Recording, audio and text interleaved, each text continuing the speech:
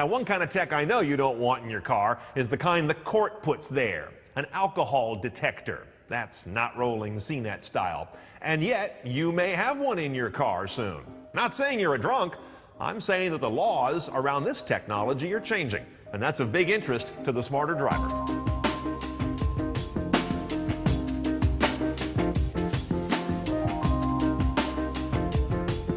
We're at San Francisco Auto Repair Center, where they are one of the few licensed installers and maintainers of the current state-of-the-art of alcohol detection ignition interlocks.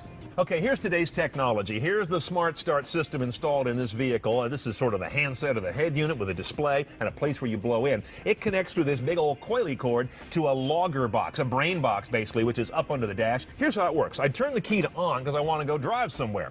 Of course, the system has to okay that. And as you see, it initializes for a moment. It says wait. Now it says blow. Here I go.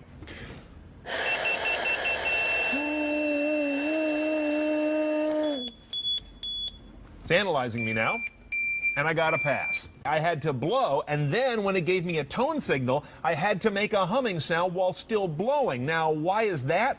So that you haven't hooked up a balloon or a tank of air to this thing. You got to do something that basically only a human can do. As I drive, it's going to keep prompting me for random retests.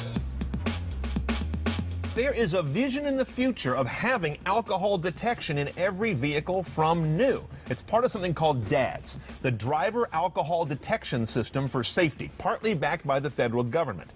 Now, for alcohol detection to be in every car and be acceptable to the car-buying public, it has to meet three criteria as I see it. First of all, it's got to be nearly imperceptible. Most of us would never do this every time we drive, no matter what the safety benefits for society. Second of all, it's got to work quickly. This is a bit of a timely process.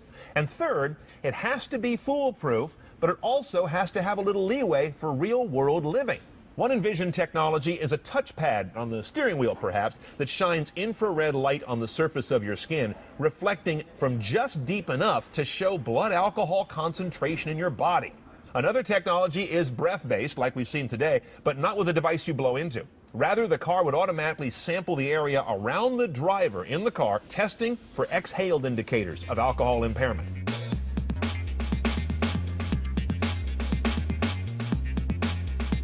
Now, those two technologies, as amazing as they seem, are actually being demonstrated right now in the labs. They are real. The bigger hurdles come in three other areas.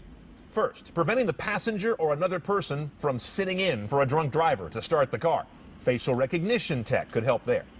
Second, calibrating whatever technology is used to allow someone with, let's say, a .07 to drive, but not someone with a .08. That is giving tacit consent to drive after some degree of drinking. Quite different from the sort of don't drink and drive mantra that we operate under today. And third, another issue will be the confluence of what DADS technologies learns and the automotive black boxes that are soon to be required in every car under federal regulation.